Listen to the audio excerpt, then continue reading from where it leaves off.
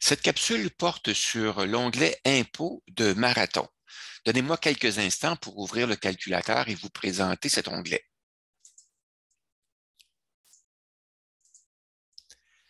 Vous devriez voir à l'écran l'onglet Impôts de Marathon. Cet onglet contient les données relatives aux déclarations d'impôts provenant de l'Agence de revenus du Canada et de l'Agence de revenus du Québec aussi. Ces données sont utilisées dans les onglets fédéral et provincial de Marathon. À gauche, vous avez les données concernant l'impôt fédéral et à droite, vous avez les données concernant l'impôt du Québec. Il y a donc deux séries, si vous voulez, de deux tableaux côte à côte.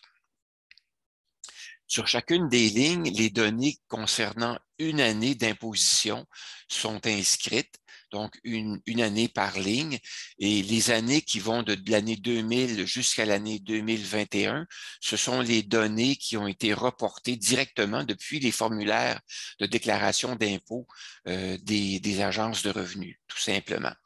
Et à partir de la ligne 22, il s'agit simplement de formules qui indexent les montants de l'année précédente parce que ces montants-là ne sont pas connus au moment où on a fait la préparation de cette version-ci de Marathon. Donc, les données jusqu'à l'année 2021 sont les vraies données et les années suivantes, ce sont des projections à partir du taux d'inflation. Maintenant, dans les tableaux concernant l'impôt fédéral, on a quelques sections. La section de gauche qui porte sur si vous voulez, les années, les colonnes B jusqu'à la colonne R, ça concerne l'impôt fédéral. Dans la colonne B, on voit le montant personnel de base. Dans les colonnes C jusqu'à G, on voit les limites inférieures pour chacun des 5 paliers d'imposition. Alors, la limite étant indiquée pour passer au palier suivant, tout simplement. Ces montants-là sont les montants qui sont simplement reportés depuis les déclarations d'impôt, donc ils sont faciles à trouver. Ensuite, le groupe de colonnes suivant, on va inscrire dans ces colonnes-là les montants d'impôts à payer par palier, selon le palier d'imposition. Comme on voit, au palier 1, il n'y a pas d'impôt à payer. Au palier 2, il y a un montant indiqué, etc., pour chacun des paliers. Pour certaines années, le palier 5 n'existait pas et vous voyez que les taux à ce moment-là ne sont pas inscrits.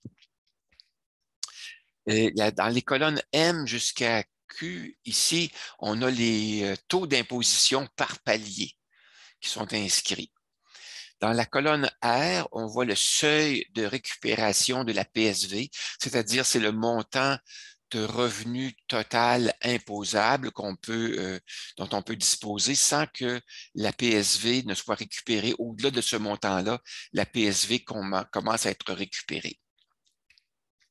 Dans les colonnes suivantes, ce sont les colonnes qui portent sur l'impôt du Québec. Donc, ce sont les mêmes regroupements, le montant personnel de base, les limites du palier d'imposition, les limites inférieures de chaque palier d'imposition. Ensuite, l'impôt à payer par palier d'imposition, ainsi que les taux d'impôt à payer pour chacun des taux d'imposition. Alors voilà.